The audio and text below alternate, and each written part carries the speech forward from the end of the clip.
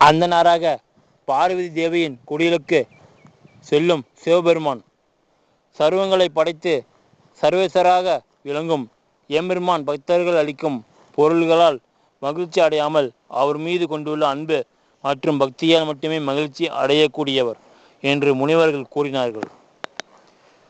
இறைவன் சிவபெருமான் அனைத்து இன்ப துன்பங்களையும் கடந்தவர் ஆவார். அவர் எல்லா கொண்டாலும் எதிலும் மற்றும் இல்லாதவர் என அந்த வயோதிக முனிவர் கூறினார். அவர் கூறி முடித்ததும் அதில் அடங்கியுள்ள தத்துவங்கள் யாவும் அறிந்து கொண்டார். பார்வதி தேவி ஏனெனில் தவம் புரிய வந்ததும் நாம் இன்றளவும் எளிமையான உடைகள் இல்லாமல் இளவரசி போன்ற உடையுடன் இந்த வனத்தில் இருப்பது தவறு என உணர்ந்தார். இனி மேற்கொண்டு மனதில் நினைத்த வினையானது முழுமை பெறும் வகையில் இதுபோல அலங்கார உடைகளையோ ஆடைகளையோ அணிய மாட்டேன் என்று கூறினார். இதனால் வரை நான் செய்த வந்த பிழையே உணர்த்தியமைக்கு மிக்க நன்றி என கூறிய தேவி தான் அணிந்து இருந்த ஆபரணங்களை கலைந்து அதை சிவலிங்கத்தின் முன்னிலையில் வைத்து தான் இழைத்த பிழையை மன்னித்தருள வேண்டும் என தன்னுடைய மனதிற்குள் கூறிதான் வாழ்ந்து வந்த குடிலுக்கு செல்ல முற்பட்டார். அவர் குடிலுக்கு செல்ல முற்படுகையில் மற்றொரு முனிவர் தங்களின் உடமையான சிவலிங்கத்தை தாங்கள் எடுத்து செல்லலாம் என கூறி சிவலிங்கத்தை எடுத்து கையில் கொடுத்தார். தங்களின் எண்ணம் இனிதே ஒரு நன்முறையில் சுத்தமாகும் என வாழ்த்து கூறி அனுப்பினார். தேவர்களுடன் இருந்த அசுர வீரன் பல தேவர்களின்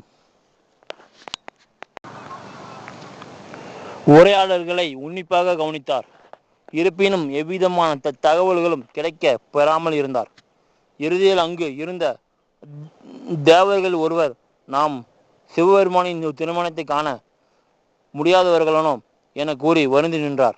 அதை அங்கிருந்து கேட்ட தேவ உருவத்தில் இருந்த அசுரனுக்கு தான் வேண்டி வந்த தகவல்கள் கிடைக்கப்பெற்றவனாக தன் மண்ணை காண விரைந்தான்.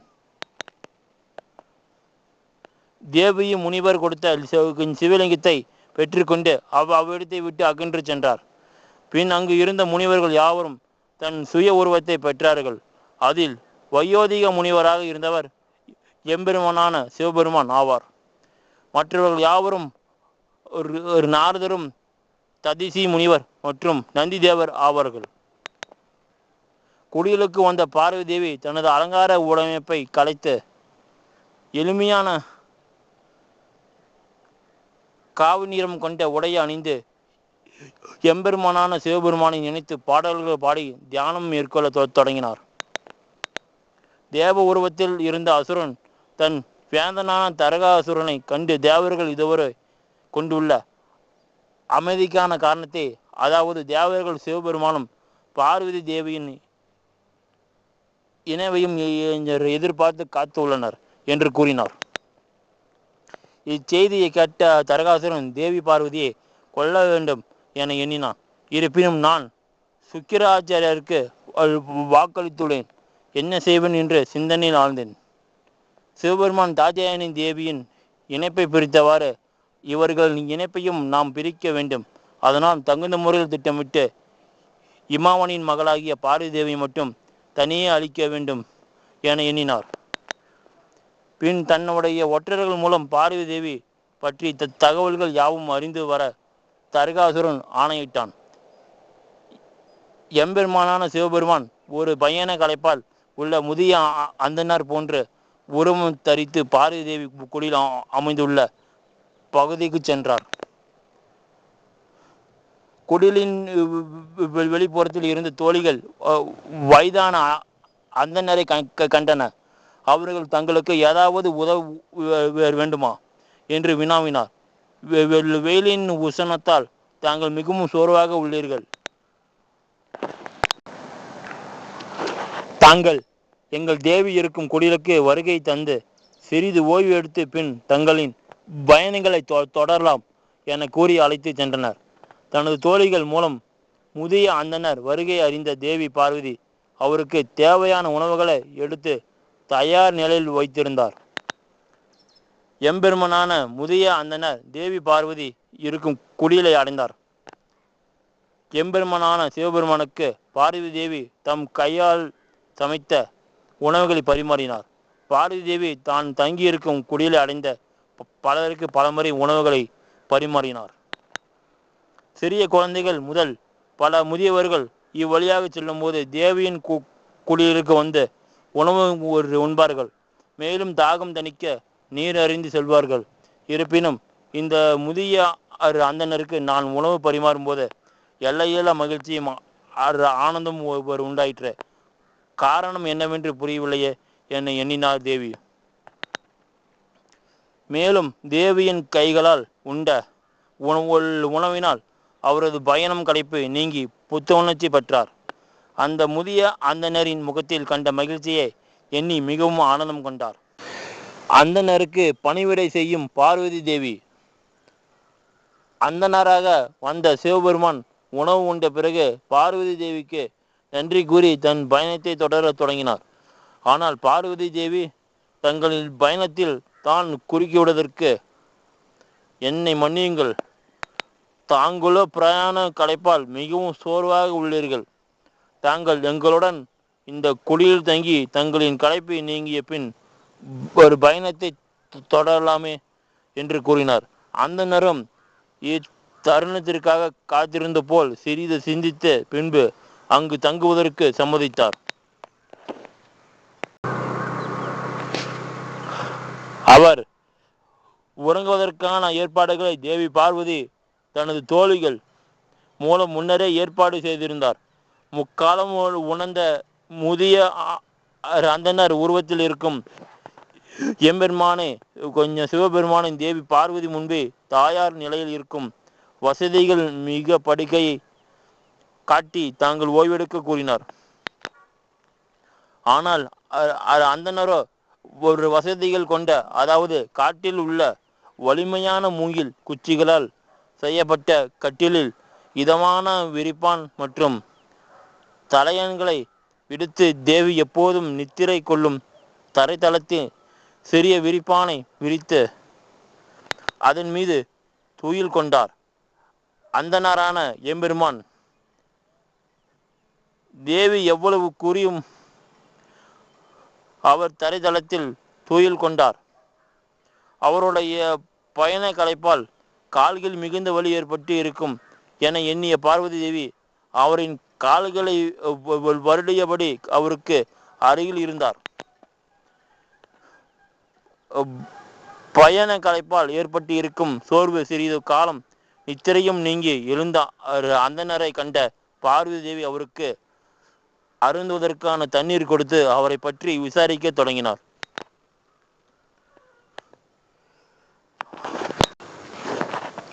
அந்தனரே, தாங்கள் யாரென்று கூறவில்லையே.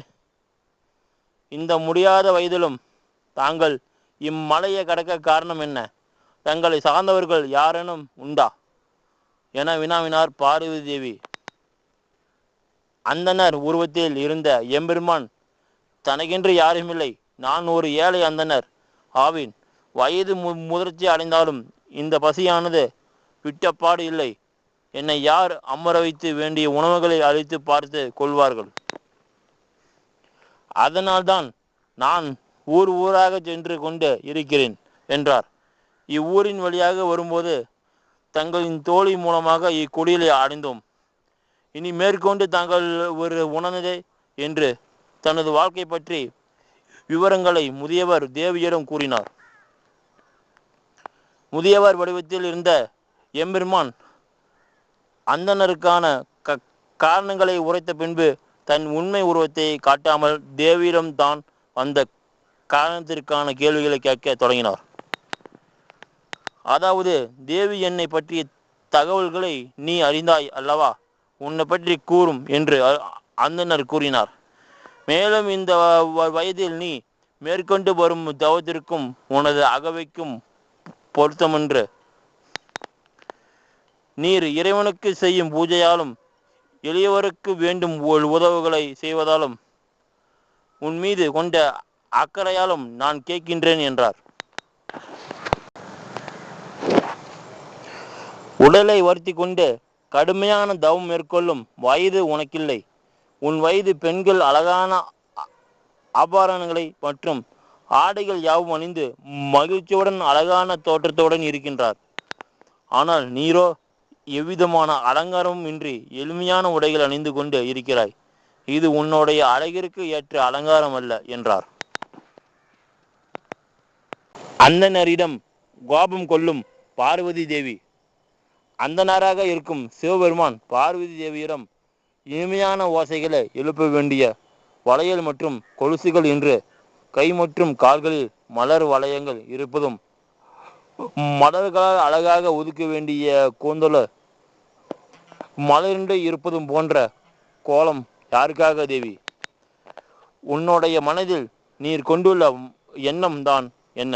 அல்லது உன் மனதிற்கு ஏற்ற நாயகனை அடைய இது போன்ற கோலம் கொண்டுள்ளாய் எனில் இதை இக்கணமே நிறுத்திக்கொள். இது உன்னுடைய அழகான உருவத்திற்கு ஏற்றதல்ல என்று கூறினார். மேலும் மலரானது தன்னை வேண்டுபவரை என்றும் தேடி செல்வதில்லை. இருப்பினும் மலரை வேண்டுபவர் தானே வந்து அதனை எடுத்துக்கொள்வான். அவன் விரும்பிய மலரில் ஏதேனும் குறைகள் இருப்பினும் அதை பொருட்படுத்தாமல் அதை அவனிடமே வைத்து கொள்வான். நீர் மேற்கொண்ட இந்த கடுமையான தவத்தால் உன்னுடைய தேகம் பொலிவிழுந்து காணப்படுகிறது. இதற்கான காரணத்தை சொன்னால் நான் அதை கேட்டு மனமகிழ்ச்சி கொள்வேன் என்று கூறினார் முதியவரான அந்தனர். அந்தனர் கூறிய யாவற்றையும் கேட்ட பார்வதி தேவி எதையும் உரைக்காமல் அமைதி காத்தார். மேலும் அவர் கொண்ட ஒரு நாணத்தால் முதியவரிடம் உரைக்க வார்த்தைகள் எதுவும் இன்றி வெக்கத்தால் தலை குனிந்தவாறு தான் தங்கியிருந்த குடிலின் மறைவுக்கு சென்று தன் தோழிகள் மூலம் முதியவரின் கேள்விக்கு தேவையான பதில்களை தெரிவிக்க செய்தார். பார்வதி தேவியின் தோழியோ அரச குடும்பத்தில் பிறந்து சகல சௌபாகியத்துடன் வாழ்ந்த பார்வதி தேவி தாம் மனதில் மையல் எண்ணம் உருவாக காரணமாக இருந்த தன் மனதை கவர்ந்தவரான இப்பிரபஞ்சத்தில் உள்ள அனைத்து உயிர்களிலும் இருப்பவரான மேலும் கைலாய மலையில் வீற்றிருக்கும் சர்வேஸ்வரான சிவபெருமானை அடைவதற்காக தேவி கடுந்தவம் புரிகின்றார் என்று தேவியின் தோழிகள் கூறினார்கள். பார்வதி தேவியின் தோழி கூறியதை கேட்ட அந்தனர் பார்வதி தேவியை நோக்கி, தேவியுன் தோழி கூறுவன யாவும் உண்மையா என கேட்டார். தேவியோ ஆம், என் தோழி உரைத்தது யாதும் உண்மையே என கூறினார். தேவி கூறியதை கேட்ட அந்தனரோ, நீ விரும்பிய யாவும் இனிதே நடைபெற என்னுடைய வாழ்த்துக்கள் என கூறினார். பின்பு தேவியிடம், நான் என்னுடைய பயணத்தை தொடங்குவது உசிதமாகும். மேற்கொண்டு நான் இங்கு இருக்கும் பட்சத்தில் நம் நட்பு முறிவுபடலாம் என கூறி பயணத்தை தொடர ஆரம்பித்தார். உடனே பார்வதி தேவி, ஏன் தாங்கள் இக்கணமே செல்கின்றீர்கள் என கேட்டார். அதற்கு அந்தனர், சிறிது நேரம் பழகினாலும் உன்னுடைய நற்குணங்களால் நம்மிருவருக்கும் இடையே சிநேகிதம் உண்டாயிற்று. இனி நான் அந்த சிநேகிதத்தை சிதைக்க விரும்பவில்லை தேவி என்றும் கூறினார். என் இவ்விதம் உரைக்கின்றீர் என தேவி கேட்டார். ஏனென்றால் நம்மிடம் பழகிய ஒருவர் சரியானதோர் முடிவு எடுக்காமல் தவறான முடிவுகளால் துன்பப்பட்டு போகிறார் என்பதை அறிந்தவர் அவரை காப்பாற்ற வேண்டுமல்லவா? உயர்ந்த குலத்தில் பிறந்த நீ குலம் தெரியாத அந்த சிவனை மணப்பதா என்று கூறினார். பொறுமையுடன் கேட்டு வந்த பார்வதி தேவி பொறுமை தாங்காமல், தாங்கள் கண்ட குறைகள் யாவை என்றும் கோபம் அதே சமயம் நிதானமாகவும் கேட்டார். தேவி, நீர் இவ்வளவு கடுமையாக தவம் செய்யும் முன் விருப்பமானது எப்படி உள்ளதெனில் அழகான வாசனை கமலும் மலர்கள் இருக்க காகித மலர்களை தலைக்கு சூடுவது போல் உள்ளது. அழகான வேலைப்பாடுகள் நிறைந்த இரத்தத்தை விடுத்து எருது வாகனமாகவும் பிரபஞ்சத்திற்கு ஒளி அளிக்கும் சூரியனை விடுத்து இரவில் மினுமினுக்கும் பூச்சிகளை விரும்புவதா? புனித ஆற்றின் நீர் இழுக்க குடிக்க மறுத்து கிணற்று நீரை குடிப்பதை போன்று விசித்திரமாக உள்ளது உனது விருப்பம் என்று கூறினார். தேவராக மாறி செல்லும் அசுரன் எம்பெருமானான சிவபெருமானுக்கு பார்வதி தேவியின் ஒவ்வொரு செயலாலும் அவர் மீது கொண்ட சினம் குறைந்து கொண்டே இருந்தன. ஏனெனில் பார்வதி தேவியின் ஒவ்வொரு செயல்களும் சதியின் செயல்களில் இருந்து முற்றிலும் மாறுபட்டவையாக இருந்தன. நாராயணன் சிவபெருமான் முன் தோன்றி வணங்கி பார்வதி தேவிக்கு தான் உதவியதை பற்றி கூறினார். ஆனால் தேவியோ இனி மேற்கொண்டு தனக்கு உதவ வேண்டாம் என்று தன்னிடம் கூறிவிட்டார். அதனால் இனி தாங்கள் மேற்கொண்ட தேவிக்கு எவ்விதமான இன்னல்களையும் தோற்றுவிக்க வேண்டாம் என கூறினார். நாராயணன் எனில் பார்வதி தேவி என் சகோதரி என்று கூறினார். சுக்கிராச்சாரியார் தனது சீடர்களில் சிறந்தவரான தரகாசுரின் கோரிக்கையை ஏற்று அசுரர்களில் ஒருவரை தேவராக மாற்றி தேவர்கள் உள்ள சிறைக்கு சென்று அங்கு நிகழ்வற்றை அறிந்து வருவதாக என கூறினார். பின்பு ஒரு குருவிடமும் தனது குலவேந்தரான தரகாசுரனிடம் ஆசி பெற்று ஒற்றை பணியை செல்வின் செய்ய சென்றான். தேவ உருவத்தில் இருந்து அசுரன் எம்பெருமானான சிவபெருமான் நாராயணிடம் யாம் அளிக்கும் இன்னல்கள் யாவும் பார்வதி தேவிக்கு முந்தைய பிறவிகள் இழைத்த தவறிலிருந்து எது சரியானது எது அனர்த்தம் என புரிய வண்ணம் அமையும். ஏனெனில் பார்வதி தேவி என்னில் சரிபாதி. பார்வதி தேவி தான் யாரென்றும் அறிய பொருட்டும் என் சோதனைகள் யாவும் தொடரும் என கூறினார். பார்வதி தேவி இன்னல்களுக்கும் ஆட்படும் போது தன்னுள் இருக்கும் சக்தியை அவரால் உணர இயலும். எண்ணில் பாதியான பார்வதி தேவி தான் யார் என்று அவர்கள் உணர்தல் மிகவும் அவசியமாகும் என சிவபெருமான் நாராயணனிடம் கூறினார். நாராயணன் ஒரு புன்முறுவலுடன் நான் மிகுந்த மகிழ்ச்சி அடைந்தேன் மகாதேவரே என கூறினார். எனில் என் சகோதரியான பார்வதி தேவி எண்ணில் பாதி என தாங்கள் கூறியமைக்கு மிகுந்த மகிழ்ச்சி அடைந்தேன் என்றார். மேலும் தாங்கள் யோகி வடிவம் விடுத்து தம்பதியாவீர்கள் என கூறினார். இனி இந்த பிரபஞ்சம் புதியதொரு முயலை கண்டு புத்துணர்ச்சி அடைந்து செழுமை பெறும் என்று கூறினார். எம்பெருமானான சிவபெருமான் இவை யாவும் கேட்டு அமைதி கொண்டு இருந்தார். தேவி பார்வதி தன்னை உணரும் பட்சத்தில் எடுத்த எண்ணத்தில் வெற்றி பெற்றால் மட்டுமே என்னை அடைய இயலும் நாராயணா, இதை என்று தாங்கள் ஒரு நினைவிற்கொள்ள வேண்டும் என்றார். ஆனால் நாராயணா எவ்விதமான ஐயமின்றி என் சகோதரி தங்களின் பதியாவர் என்று கூறி தான் விடைபெற அனுமதி பெற்று அவ்விடத்தை விட்டு மறைந்து சென்றார். மாறுவேடத்தில் இருந்த அசுரன் அடைத்து வைக்கப்பட்ட தேவர்கள் இருந்த சிறைக்கு சென்று அங்குள்ள தேவர்களின் ஒருவராக நின்று அவர்களின் பேச்சை கவனித்தான். இருப்பினும் தேவர்கள் யாவரும் பேசாமல் அமைதி கொண்டு இருந்தனர். அவர்களிடம் பேச்சை தொடர்வதற்காக சர்வம் படைத்த சர்வேஸ்வரர் நாங்கள் அடையும் இன்னல்களை தாங்கள் இன்னும் அறியவில்லையா? எப்பொழுதும் நாங்கள் இந்த சிறையிலிருந்து வெளியேறுவோம் என தேவ ரூபத்தில் இருந்த அசுரன் கூறினார். ஆனால் அசுரன் எதிர்பார்த்த எவ்விதமான தகவலுக்கும் அவருக்கு கிடைக்கவில்லை. மாறாக அது அமைதி மட்டுமே அவருக்கு பதிலாக கிடைத்தது. சிறையில் இருந்து தேவர்களுக்கும் தரகாசுரனால் ஏற்பட்ட இன்னல்கள் எண்ணிலடங்கா வகையில் நிகழ்ந்து கொண்டே இருக்கின்றன. தேவர்களோ மகாதேவரை வேண்டி நின்றன. மகாதேவரோ யாவும் ஒரு உணர்ந்தராக அமைதி காத்தார். ஏனெனில் தேவி பார்வதி தன்னை உணராமல் இருப்பதாக அறிந்தார். குடில் கொண்டுள்ள இடத்தின் அருகில் தான் வைத்துள்ள எம்பெருமானான சிவபெருமானின் சிலைகளை கையில் ஏந்திய வண்ணம் தவம் புரிவதற்காக மலையில் யாவரின் நடமாட்டம் இல்லாத அமைதியான ஒரு இடத்தை தேடி சென்றார். அவ்விதம் செல்லும் வகையில் தேவி பார்வதி அலங்கார திருமேனியுடன் காணப்பட்டார். கைகளில் லிங்கம் இருக்கும் பட்சத்தில் சிவபெருமானுக்கு பூஜை செய்வதற்கான பூக்களை பறிக்க இயலவில்லை. எனவே லிங்கத்தை ஒரு பாறையின் மீது வைத்து மலர்களை பறிக்க சென்றார்.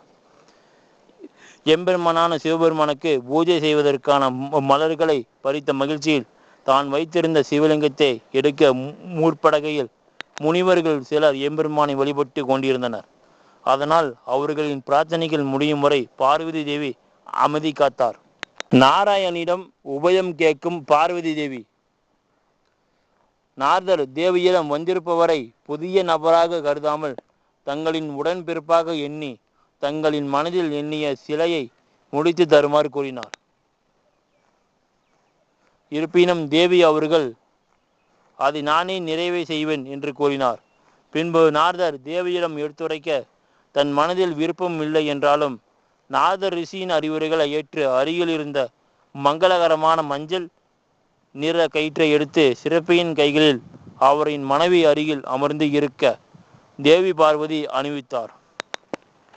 இக்காட்சியானது நாரதர் பார்வையில் மாற்று உருவத்தில் இக்குடிலை அடைந்த சிற்பியாகவும் அவரின் மனைவியின் உண்மை உருவமான வைகுண்டத்தில் வீற்றிருக்கும் லட்சுமி தேவியுடன் உள்ள நாராயணின் கைகளில் தேவி பார்வதி தங்களை தன்னுடைய தமையனாக ஏற்றுக்கொண்டதை உறுதிப்படுத்தும் வகையில் கயிற்றை கட்டினார். இந்த காட்சியை காண தான் என்ன தவம் செய்தனோ என தன் மனதில் அகமகிழ்ந்தார். நாரதர் பார்வதி தேவி செய்த பல லிங்கத்தை ஏம்பெருமானான சிவபெருமான் பூர்த்தியாகாமல் தடுத்தார். ஆனால் நாராயணன் கையால் உருவாகும் சிவலிங்கத்தை என்னால் மட்டுமின்றி எவராலும் எவ்விதம் நிறைவேறாமல் தடுக்க இயலும் என சிவபெருமான் எண்ணி எவ்விதமான இடையூறுகளை ஏற்படுத்தாமல் அமைதி காத்தார். பின்பு சிறப்பையான ஒரு நாராயணன் தனது சகோதரியான பார்வதி தேவியின் விருப்பமான சிவலிங்கத்தை பூர்த்தி செய்தார். ஆனால் பார்வதி தேவி சிற்பியை கண்டு மாற்று உருவத்தில் வந்த நாராயணன், நான் பல வருட சிறப்பு கலையில் அனுபவம் கொண்ட சாதாரண சிறப்பியாவேன் என்று கூறினார். ஆனால் தேவி பார்வதிக்கு சிறப்பியின் கூற்றல் நம்பிக்கை ஏற்படவில்லை.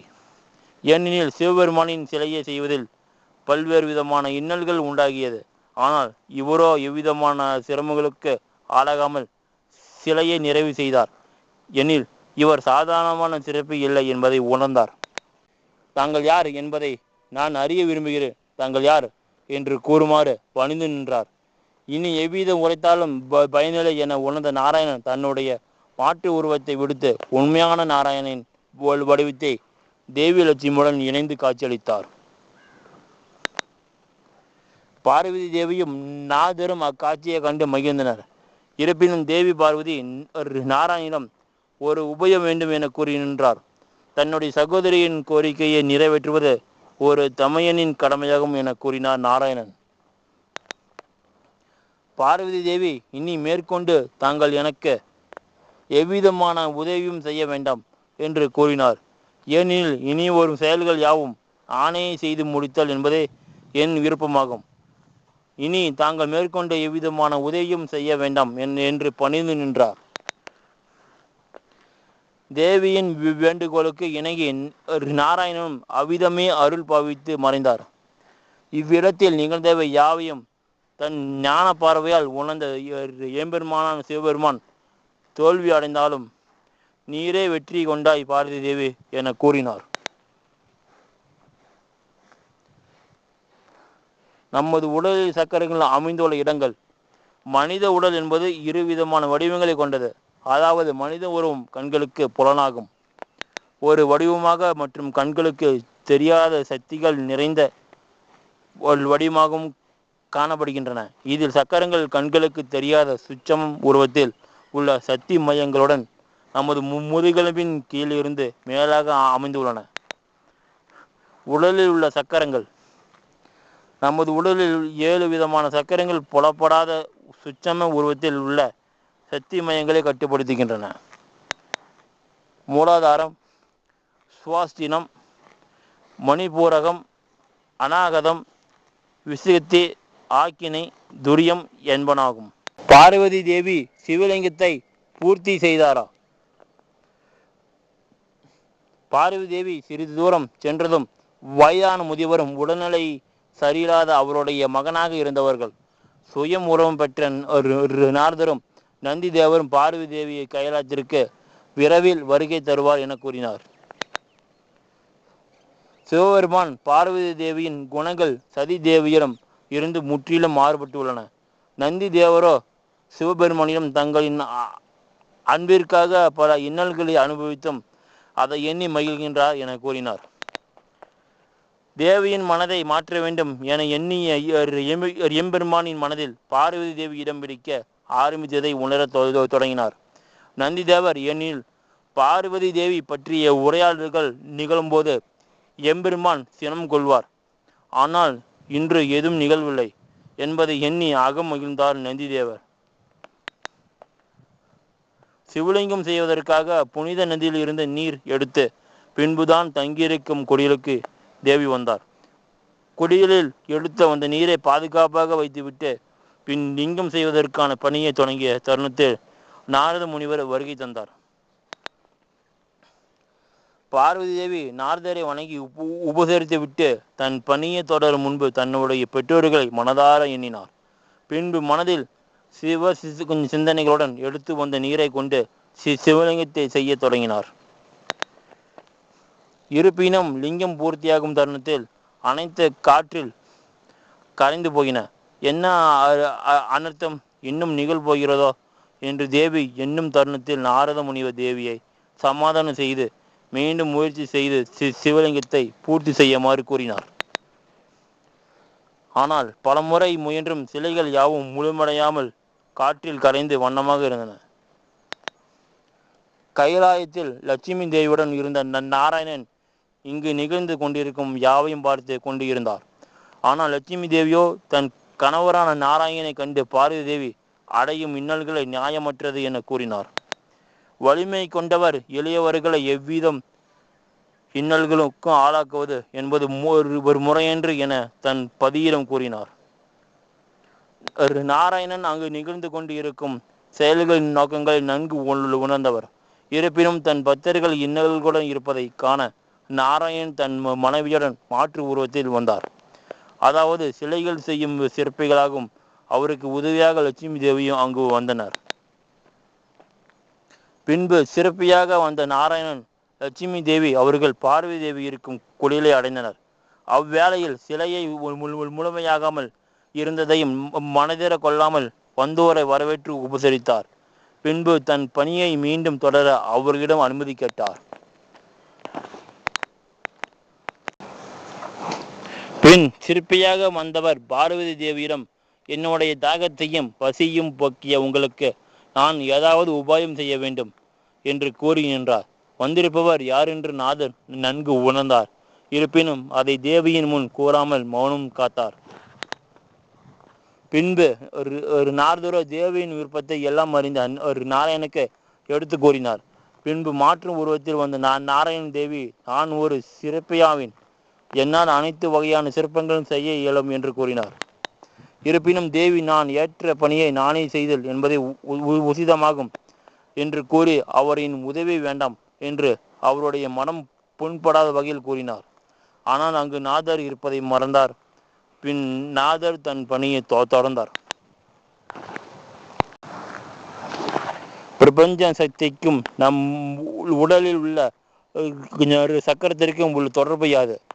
நம் உடலில் உள்ள இந்த சக்கரங்களை பிரபஞ்ச சக்தியை நம் உடலின் நிலைக்கு ஏற்றவாறு, அதாவது நமது உடல் உறுப்புகளின் தேவைகளுக்கு தேவைப்படும் சக்திகளாக மாற்றி தருகின்றன. நமது உடலில் இருக்கும் சக்தியை பரிமாற்றி தரும் சக்கரங்களின் வடிவம் யாது? சக்கரம் என்றாலே அது வட்ட வடிவமாகும். எனவே நமது உடலில் உள்ள சக்கரங்கள் யாவும் வட்ட வடிவங்களாகும். சிவபெருமானின் திருவிளையாடல். மாயை மறைந்ததும் சுய நினைவிற்கு வந்த தேவி இந்நிகழ்வுகளை எண்ணி மகிழ்ந்தார். அந்த சமயத்தில் நந்தி தேவர் அங்கு வந்து தேவியை பணிந்து நின்றார். நந்தி தேவரோ தாங்கள் விரைந்து கைலாயம் வர வேண்டும் என கூறினார். பார்வதி தேவி, என் கணவரான சிவபெருமானுடன் விரைவில் கைலாய மலைக்கு வருகிறேன் என்று கூறி கைகளில் தண்ணீர் பானைகளை ஏந்தி புனித நதியின் அருகில் செல்ல புறப்பட்டார். அந்த சமயத்தில் நந்தி தேவர் தாம் தண்ணீர் கொண்டு வருவதாக கூறி பானையை வாங்க முற்படுகையில் நந்தி தேவரை, இப்பயணம் எனக்கான பயணமாகும் என்று கூறினார். இதில் எவர் உதவியுமின்றி சிவபெருமானை அடைவதற்கான செயல்களை நான் செய்தல் மட்டுமே வெற்றி என்னுடையதாகும் என கூறி புனித நதியில் இருந்து நீரை பானையில் எடுத்தார். ஆயினும் பானையில் எவ்விதமான சேதமும் இல்லாத பட்சத்தில் நதியிலிருந்து எடுத்த நீர் பானையில் நீரமாம்பல் அனைத்தும் மறைந்து போயின. இதில் என்ன அனர்த்தம்? பானையில் நீரெடுக்க எடுக்க நீர் குறைவதை கண்ட தேவி என்னவென்று புரியாமல் நின்றார். ஆனால் நந்தி தேவரோ இது எம்பெருமானின் திருவிளையாடல் என்பதை உணர்ந்தார். ஆனால் தேவி சிறிது நேரம் சிந்தனைக்கு பின் எம்பெருமானின் ஓம் நமச்சிவாய என கூறி பின்பு பானையை நதியில் மூழ்கி நீரை எடுத்தார். பின்பு நதி நீரானது பானையில் இருந்து மறையாமல் அவ்விடத்திலேயே இருந்தது. நதி நீரானது பானையில் இருந்து மறையாமல் அவ்விடத்திலே இருந்ததை கண்ட பார்வதி தேவி மிகவும் மகிழ்ச்சியுற்று காணப்பட்டார். நந்தி தேவருக்கு முன்பு ஏன் பானையின் நீரானது இல்லாமல் போனது தேவி என கேட்டார். அதற்கு தேவியோ, நான் பக்தி மார்க்கத்தை விடுத்து மயல் எண்ணங்களால் நிரம்பி இருந்தேன். மேலும் இப்பணியை நான் செய்யேன் என்றாலும் என் கணவரிடம் அனுமதியின்றி செய்தால் அப்பணி நிறைவடையாது. ஆகவே என் கணவரான கொஞ்சம் சிவபெருமான எண்ணி மையல் எண்ணங்களை விடுத்து பக்தியுடன் அவரை வழிபடவே பானையில் நீரானது நிரம்பியது என்றார். நந்தி தேவரிடம், நான் இரவில் என் கணவருடன் கைலாய் மலைக்கு வருகிறேன் என்று கூறி அந்த மகிழ்ச்சியான தருணங்களை எண்ணியாரே தண்ணீர் பானங்களை தோளில் வைத்து பின் தன்னுடைய பயணத்தை தொடர்ந்தார். ஒரு பயணத்தின் போது மையத்தில் வயதான ஒருவர் அவரின் உடல்நிலை முடியாத குழந்தைக்கு தண்ணீர் வேண்டி புனித நதியை நோக்கி வந்தார். அவ்வேளையில் தேவி பார்வதி 2 பானைகள் நிறைய தண்ணீர் கொண்டு வருவதை எண்ணி அவரிடம் தன்னுடைய குழந்தையின் தாகத்தை தணிக்க தண்ணீர் தந்து உதவுமாறு கேட்டு நின்றார். வயதான முதியவர் தனது மகனை காண்பித்து, தேவியே, இவன் தாகத்தை தணிக்கவே நான் புனித நதி ஓடும் பாதையை தேடிக் கொண்டு இருந்தேன். தாங்கள் சிறிது தண்ணீர் அளித்து இவன் தாகத்தை தணிப்பீர்களா என்றார். தேவியும் சிறிது யோசிக்காமல் தாகத்தில் உள்ள மகனுக்கு தண்ணீர் அளித்தார். தாகம் தணிந்த அந்த வயதான முதியவரின் மகன், என் தாகத்திற்காக நீங்கள் மேற்கொண்ட விரதத்தை பொருட்படுத்தாமல் எனக்கு நீர் அளித்த தேவி அவர்களே என்று நீர் குறையாமல் முழுமையாக இருக்கும் என கூறி உடனே பானையில் நீர் நிறைய ஆரம்பித்தன. முதியவரும் அவருடைய மகனும் தேவிக்கு நன்றி கூறினார்கள். பின் தேவி புனித நதியில் இருந்து எடுத்து நீரை எடுத்துக்கொண்டு தான் தங்கியிருக்கும் குடிலை நோக்கி பயணம் மேற்கொண்டார். புனித நதியை தேடி செல்லும் பார்வதி தேவி. சிவபெருமான் சினம் கொண்டு, நந்தியே, யார் உமக்கு அன்னையாவர் என்று சினத்துடன் உரைக்க, நந்தி தேவரோ இவ்வுலகை படைத்த சர்வத்தையும் தன்னுள் அடக்கி சர்வசராக விளங்கும் தங்களை மனம் செய்து கொள்ள போகும் பார்வதி தேவியே அனைவருக்கும் அன்னையாவார் என்று கூறினார். நான் எப்போதும் யோகியாக இருக்க விரும்புகிறேன். என்னை மனம் செய்து கொள்ள வேண்டுமாயின் பல சோதனைகளை கடந்து வெற்றி கொண்டால் மட்டுமே தேவி பார்வதியை என்னால் மனம் செய்ய இயலும். அந்த சோதனைகள் யாவும் கடினமானவையாக இருக்கும் என்று கூறினார். பார்வதி தேவி வனத்தில் குடில் அமைத்து அங்குள்ள ஒரு மரக்கன்றுகள் மற்றும் செடிகளும் தண்ணீரில் ஊற்றி அங்குள்ள பறவைகளுக்கு உணவளித்து விட்டு லிங்கம் செய்வதற்காக தண்ணீரை எடுத்து வர ஆயத்தமானார். உடனிருந்து தோழிகள், தேவி, நாங்கள் சென்று எடுத்து வருகிறோம், எங்கிருந்து எடுத்து வர வேண்டும் என்று கூறினால் போதும் என்றார்கள். மேலும் பாதைகள் யாவும் சீரானதாக இல்லை எனவும் எடுத்து உரைத்தனர்.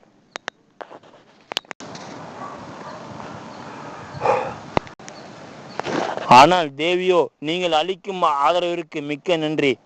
ஆயினும் இது என் வாழ்க்கை வேண்டி நான் ஏற்ற பணிகள் யாவையும் நானே செய்தல் என்பதே உசிதமானதாகும் என்று பார்வதி தேவி தன் தோள்களிடம் கூறிவிட்டு கைலாய் மலையில் உள்ள புனிதமான நதி தோன்றும் இடத்தை தேடி தனது பயணத்தை தொடர்ந்தார்.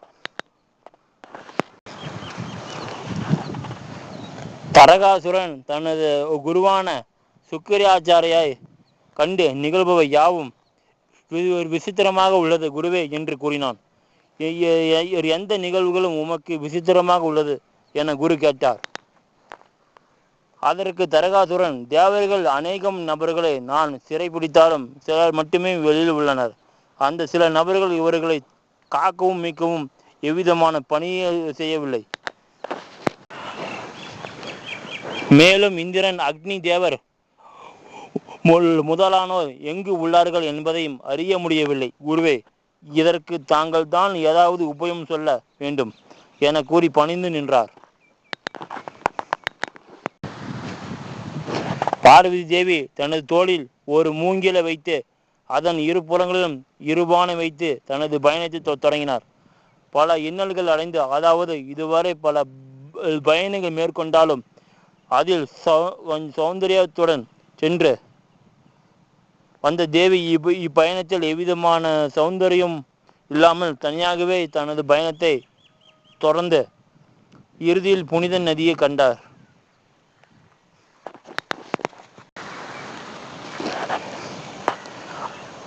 அளவற்ற மகிழ்ச்சியுடன் அந்நதியில் இருந்து நீரை எடுத்து செல்லலாம் என எண்ணி மூங்கிலில் உள்ள பானைகளை எடுத்து புனித நதி தோன்றும் இடத்திற்கு அருகில் சென்றதும் பனிகள் விலகி ஒரு மாய தோற்றம் உண்டாயிற்று. அந்த மாயையில் சதி தேவியும் சிவபெருமான் மட்டுமே இருந்தார்கள். அந்த மாயையில் சதி தேவி திருமணம் முடிந்து கைலாய் மலையில் குளிக்க வருகையில் நாற்புறமும் திறந்த அமைப்பாக இருந்ததை எண்ணி என்ன செய்வது என யோசித்த கணத்தில் அங்கு திடீரென பணிகள் யாவும் கூடி குறையின் மறுமுனையில் என்ன நிகழ்வது என்று தெரியாத வண்ணம் அனைத்தும் மறைந்தன. என்ன நிகழ்கின்றது என அறிவதற்குள் சிவபெருமான் தன் கையில் தன் மனைவியான சதிதேவி உடுத்துவதற்கான ஆடைகளை வைத்துக் கொண்டு நின்று கொண்டிருந்தார். அவரை கண்டதும் சதிதேவி அவரிடம் உள்ள ஆடைகளை வாங்கி இப்பணிகளை தாங்கள் புரிவது என்பது ஒரு உசிதமானதல்ல என்று கூறினார். ஆனால் சிவபெருமானோ, என்னுள் பாதியாக இருக்கும் உமக்கு நான் செய்யாமல் எவர் செய்ய இயலும் தேவி என்று கூற, தேவி சிவபெருமானை அரவணைத்து கொண்டார். இந்நிகழ்வுகள் யாவும் பார்வதி தேவிக்கு மாயாக தோன்றி மறைந்தன. ஒரு மாயையை மறைந்ததும் சுய நினைவிற்கு வந்த தேவி இந்நிகழ்வுகளை எண்ணி மகிழ்ந்தார். சக்கரங்கள் என்றால் என்ன? உயிர் வாழும் ஒவ்வொரு ஜீவனுள்ள உயிர் வாழ்வதற்கான அடிப்படை இயக்கங்கள் நடைபெற வேண்டுமாயின் பல விதமான வேதியியல் மாற்றங்கள் ஒரு உடலில் நிகழ்கின்றன. இம்மாற்றங்கள் தொடர்ந்து நடைபெறவும் நாம் உயிர் வாழ ஏதுவான மாற்றங்கள் நிகழ்வும் அடிப்படையாக இருப்பது சக்தியாகும். இச்சக்தியை நாம் உயிர் சக்தி என்று அழைக்கிறோம். இவ்விதமான உயிர் சக்தியை தோற்றுவிக்கும் வல்லமையை கொண்டவையே நமது உடலில் இருக்கும் சக்கரங்களாகும். யோகி நிலையில் சிவபெருமானை காணும் பார்வதி தேவி. பார்வதி தேவி சிவபெருமானை நோக்கி முன்னேறும் போது எரிமலை பிளம்பின் நடுவே குகைகள் யாவும் நெருப்பாக காட்சியளித்தன. எரிமலை பிளம்பின் இடையே தந்தையுடன் தாட்சாயணி தேவையாக இருந்து கற்ற கல்வி, அவர் தம் மீது கொண்டுள்ள பாசனம் மற்றும் சகோதரிகளுடன் விளையாட்டு மற்றும் தன்னை கொல்ல வந்த அசுரனை பார்த்து பயந்தபோது சிவபெருமான் அங்கு காட்சியளித்த காட்சிகள் யாவும் தோன்றி மனதை மேலும் குழப்பத்தில் ஆழ்த்தின. தேவி பொறுமையாக எண்ணங்களை ஒருநிலைப்படுத்தி நெருப்பு தத்துவத்தை குறிக்கும் ஒரு மணிப்பூரகம் சக்கரத்தை கட்டுப்படுத்தினார். அதன்பின் நெருப்புகள் நிறைந்த எரிமலை நிலையில் யாவும் விலகி இயல்பு நிலைக்கு வந்தன. சகோதரி பாசம் மற்றும் சிவன் மீது கொண்ட மயில் எண்ணங்களால் நான் அடைந்த இன்னல்கள் மற்றும் தாய் தந்தையுடன் ஏற்பட்ட கருத்து வேறுபாடுகளை போன்ற காட்சிகள் தோன்ற அநாகதம் சக்கரத்தை கட்டுப்படுத்தி அடுத்த நிலையான விசுத்தி சக்கரத்தை அடைந்தார். ஆகாய தத்துவத்தை குறிக்கும் மேலும் சிவபெருமானுடன் தன் தந்தையான தட்சணி யாகத்திற்கு சென்று வருவதாக கூறி சிவனுடன் வாதம் புரிந்த காட்சிகளும் நிகழப்போவதை தவிர்க்க சிவபெருமான் கூறிய அறிவுரைகளை மறந்து தட்சணியின் யாகத்திற்கு சென்று தட்சனுக்கு சாபம் விட்டது. நீர் வளர்க்கும் யாகம் ஒரு பயனற்றதாக போகட்டும் என சாபம் அளித்த காட்சிகள் தோன்றின. மாயை அறிந்து மனதை ஒருநிலைப்படுத்தி விசக்தி சக்கரத்தை கட்டுப்படுத்தி அடுத்த நிலையான ஆக சக்கரத்தை கட்டுப்படுத்த முயன்றார்.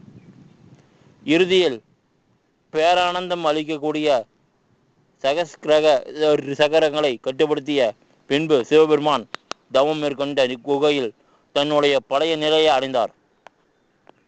அங்கே சிவபெருமான் பல ஆண்டுகளாக எதையும் உட்கொள்ளாமலும் யாவரிடமும் பேசாமல் தியான நிலையில் அமர்ந்து இருந்தார். சூரியனின் ஒளி கதிர்கள் எல்லா திசைகளிலும் பரவும்போது மையத்தில் அமைதி இருப்பது போன்ற சிவபெருமான் வீற்றிருந்தார். எவ்விதமான அசைவும் இல்லாத பரம்பொருளான எம்பெருமானை பிரபஞ்சத்தின் அனைத்து உயிர்களிடத்தும் வாசம் செய்யும் சிவபெருமானை கண்ட நொடியில் திகைத்தும் மன வருத்தத்துடன் அவரின் அருகில் பார்வதி தேவி சென்றார்.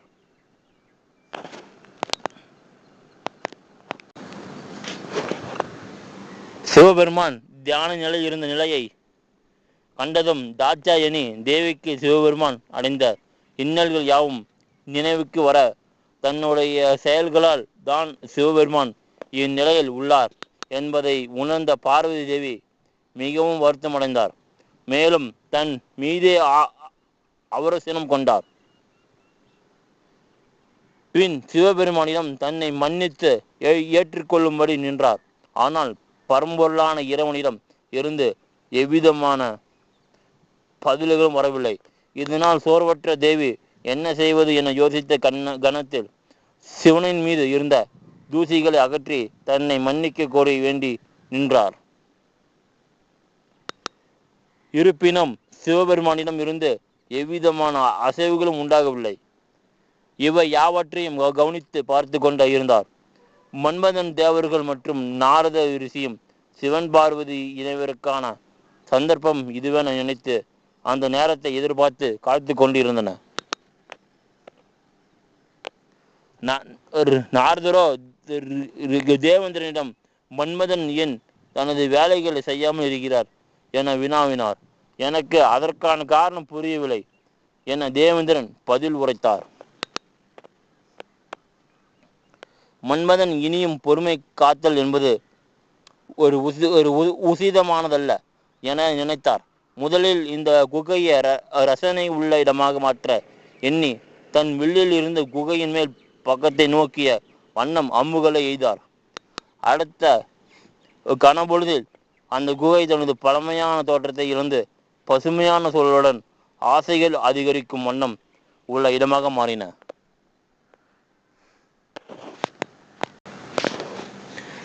பின் அடுத்த வில்லை தேவியை நோக்கி எய்தார். தேவியும் மனதில் இருந்த கசந்த நினைவுகளை மறந்து புத்து உணர்ச்சியுடன் அழகிய தோற்ற பொலிவுடன் காணப்பட்டார். குகையில் நிகழும் மாற்றங்கள், தன்னிடத்தில் நிகழ்ந்த மாற்றங்கள் யாவற்றையும் உணர்ந்த இந்த பிரபஞ்சம் தன்னையும் சிவனையும் இணைக்க முயல்வதை எண்ணியும் முனிவரின் கூற்றுகள் நினைவுக்கு வர மனம் மகிழ்ந்தார் பார்வதி தேவி. மன்மதனின் அம்பாள் நெற்றிக்கண் திறக்கும் சிவபெருமான் குகையில் நிகழ்ந்த மாற்றங்களை கண்ட நாரத ரிஷி தேவேந்திரனை, நீர் அனுப்பிய மன்மதன் மட்டுமே இச்செயலை இவ்விதம் புரியக்கூடிய ஆற்றல் கொண்டவர் என கூறி மன்மதனை அனுப்பி நீர் சரியானவரை தான் தேர்வு செய்து உள்ளாய் என தேவேந்திரனை பாராட்டினார். மன்மதனோ அடுத்த கட்டமாக ஆசைகளை தூண்டக்கூடிய தன்னிடம் வலிமை வாய்ந்த அம்பினை தியான நிலையில் இருக்கும் எம்பெருமானை நோக்கி எய்தார்.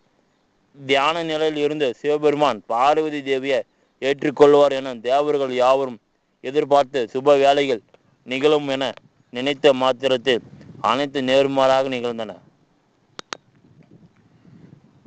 பார்வதி தேவியின் மனதை தான் எய்த அம்பினால் மாற்றியதை போன்ற இந்த பிரபஞ்சத்தில் அனைத்து போர்க்களிலும் கலந்துள்ள எம்பெருமானை நோக்கி அம்பினை எய்த ஆயத்தமானார்.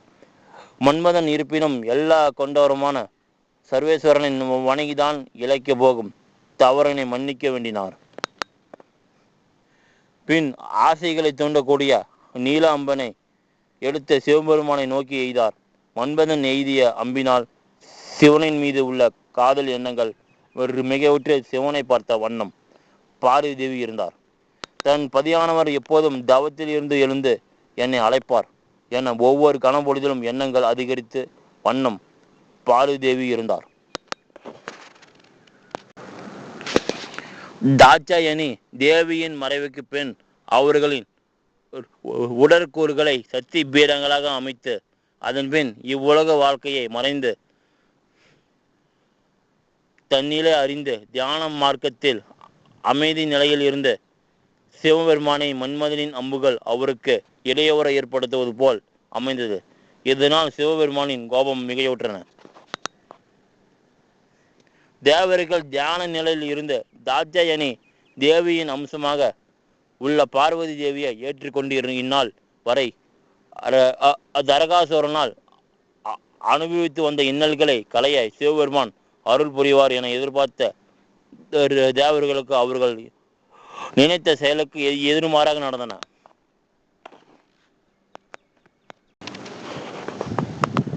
சிவனின் அன்பு பார்வையால் பார்வதி தேவி அரவணைக்கப்படுவார் என எண்ணியவர்களுக்கு அவரின் நெற்றிக்கண் திறந்தது என்பது அவ்வளவு சுப நிகழ்வுள்ள மற்றும் ஏதோ அசம்பாவிதம் நிகழ உள்ளது என நினைப்பதற்குள் சிவபெருமானின் கோபத்தால் நெற்றிக்கண் திறந்து அதிலிருந்து வந்த நெருப்பு சுபாலைகளை மன்மதனை நோக்கி சென்றன.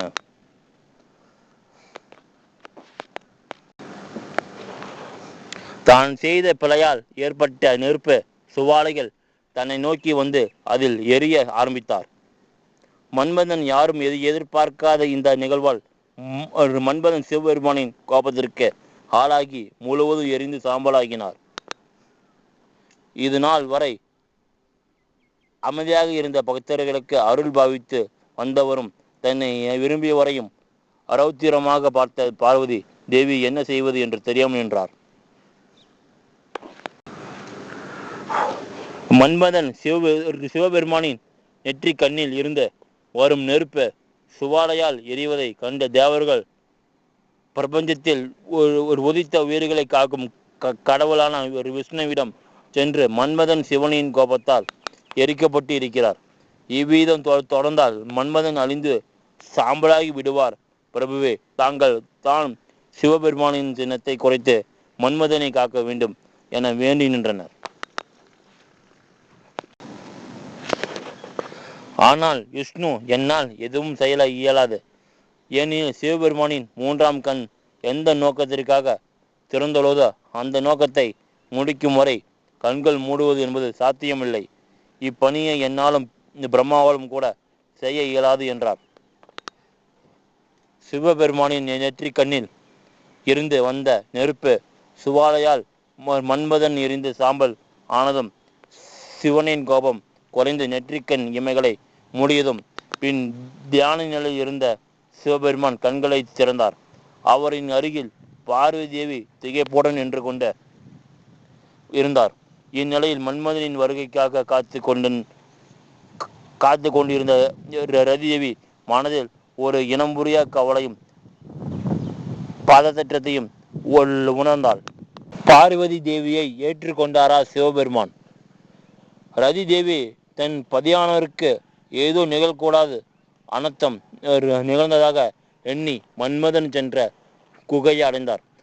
குகையில் இருந்து புகையானது வெளிவந்த மாயமாக இருந்தது. இதை கண்டதும் ரதி தேவி தன் கணவனை நினைத்து கொண்டு சிவபெருமான் தவம் மேற்கொண்ட குகைக்குள் சென்றார். சிவனின் ஒரு ரௌத்திர பார்வை தணிந்து அமைதி வந்தது. தேவி சிவனின் அருகில் சென்றார்.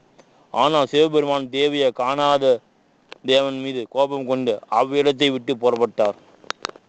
சிவபெருமான் செல்வதை கண்ட தேவி சுவாமி என்று கூறி அவரின் அருகில் சென்று சிவபெருமானை கண்டார். சிவபெருமானின் கோபம் இன்னும் தனியவில்லை. இன்னும் என்னென்ன அனைத்தும் நிகழ்போகிறதோ என்ன தேவர்களும் ஐயங்கொண்டும் இருந்தனர். அவ்வேளையில் சிவபெருமான் பார்வதி தேவியின் அழைப்பை ஏற்று நின்றார். அதை கண்டதும் தேவர்கள் மனமகிழ்ந்தனர். இனி எவ்விதமான அனர்த்தமும் நிகழ்போவதில்லை. ஏனெனில் தேவி பார்வதி சிவபெருமானின் கோபத்தை தனித்து விடுவார்கள் என நாத ரிஷி கூற தேவர்கள் அமைதி கொண்டனர். ஆனால் சிவபெருமான யார் தேவி நீங்கள் என வினாவினார். நான் யார் என்று நீங்கள் அறிவில்லையா சுவாமி? நான் தான் பார்வதி, உங்களின் இல்லத்தரசி ஆவேன். தாங்கள் கண் திறந்து பார்க்க வேண்டும் என பல காலமாக தங்களின் வருகைக்காக காத்து கொண்டிருந்தேன். என்றார் பார்வதி தேவி. நீங்கள் யார் என்று நான் அறிவேன், ஆனால் நீங்கள் நாடு நபர் நான் என்று கூறினார். சிவபெருமான், ஆயினும் இல்லை சுவாமி, நான் உங்களின் இல்லத்தால் என்றும் என்னை தாங்கள் ஏற்றுக்கொள்ளுங்கள் சுவாமி என வேண்டி நின்றார் பார்வதி தேவி.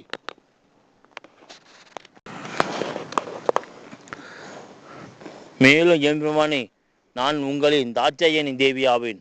நான் இழைத்த பிழைக்கு தாங்கள் அனுபவித்த வந்த இன்னல்களுக்கும் நானே காரணமாவேன். தங்களின் கூற்றுக்களை ஏற்காமல் என் தந்தையின் மீது கொண்ட அன்பால் தங்களுக்கு என்னால் நேர்ந்த அபசொற்களை களைய சென்ற இடத்தில் அக்னிக்கு என் உயிரை மாய்த்த அதே தாட்சாயணி தேவி தான் நான் என்று பார்வதி தேவி உரைத்தார். ஆனால் சிவபெருமானோ, நீங்கள் யாராக இருப்பினும் அதை நான் அறிவேன். ஆயினும் நீங்கள் தேடிக்கொண்டு இருக்கும் உங்களின் வாழ்க்கை துணையானவர் நான் இல்லை. வேறு இடம் சென்று தேடுவாயாக என கூறிவிட்டு சிவபெருமான் புறப்பட்டார். இல்லை சுவாமி, நான் உங்களுடன் வாழ்ந்த நாட்கள் தங்களுக்கு நினைவில்லையா? சுவாமி, எனக்காக தாங்கள் இயற்றி இசை மற்றும் எனக்கு ஏற்பட்ட ஆபத்தில் இருந்து என்னை காப்பாற்ற நீங்கள் மேற்கொண்ட செயல்கள் என யாவும் தங்களுக்கு நினைவில்லையா? நானே உங்களின் சரிபாதி ஆவேன். நீங்கள் தேடி கொண்டிருக்கும் அமைதியை கொடுக்க வல்லவள் உங்கள் சக்தியின் சரிபாதி என பழைய நினைவுகளை நினைவுபடுத்தும் விதமாக பார்வதி தேவி சிவபெருமானிடம் உரையாடி கொண்டிருந்தார். தேவியின் பேச்சுகளால் எதை மறக்க வேண்டி எம்பெருமான் தியான நிலையில் இருந்தாரோ அதே பழைய நினைவுகளை நினைவுபடுத்தும் விதமாக அமைந்தது. அமைதி காத்து வந்த எம்பெருமானால் இனியும் பொறுத்து கொள்ள இயலாது என எண்ணி நிறுத்த உன் உதல்களை என சினத்துடன் அந்த குகையை அதிர்மளவு உரைத்தார்.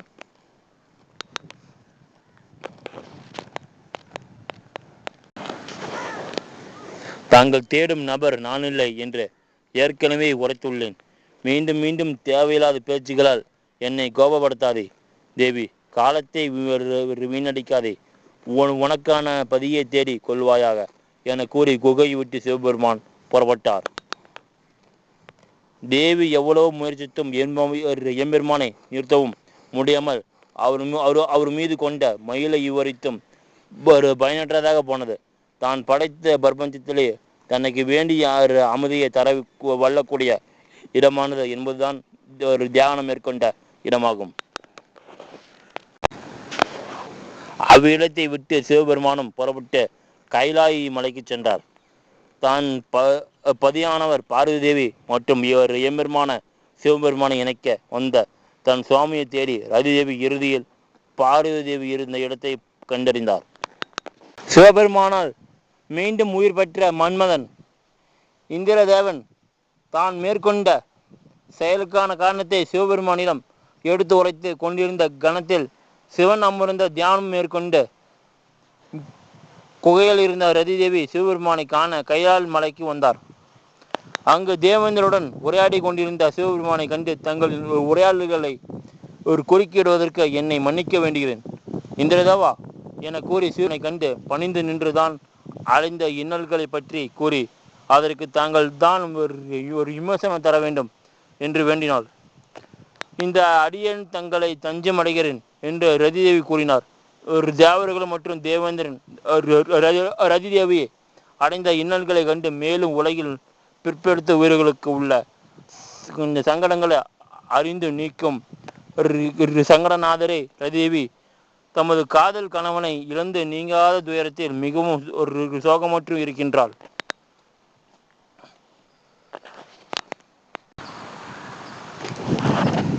அவர்களின் சோகத்தை களைத்தெறிய தங்களின் நெற்றி கண்ணால் இருந்து வந்த நெருப்பு ஒரு ஜுவாலையால் அழிவற்ற காமதேவனை மீண்டும் உயிர்ப்பித்து ரதிவி அடைந்த இன்னல்களை நீக்கி அருள வேண்டும் என தேவர்கள் சிவபெருமானிடம் தங்களின் கோரிக்கைகளாக எடுத்து கூறினார்கள்.